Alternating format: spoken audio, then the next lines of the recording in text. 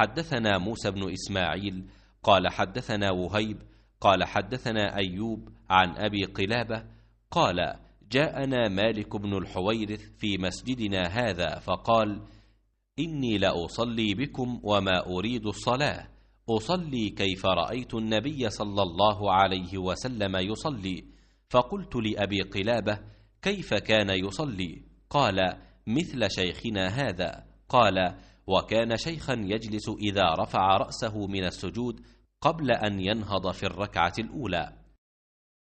अय्यूब सख्तियानी ने अबू क़लाबा अब्दुल्लाह बिन ज़ैद से बयान किया, उन्होंने कहा कि मालिक बिन हुवैरिस सहाबी एक मर्तबा हमारी इस मस्जिद में तशरीफ़ लाए और फरमाया कि तुम लोगों को नमाज पढ़ाऊँगा, और मेरी नीयत नमाज पढ़ने की नहीं है, मेरा मकसद सिर्फ़ ये है कि तुम्हें नमाज का वो तरीक़ सिखा दूँ जिस तरीक़े से नबी सल्लल्लाहु अलैहि वसल्लम नमाज पढ़ा करते थे।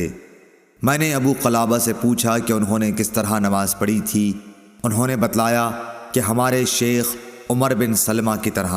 शेख जब सजदे से सर उठाते तो ज़रा बैठ जाते, फिर खड़े होते। सही बुखारी हदीस नंबर 677।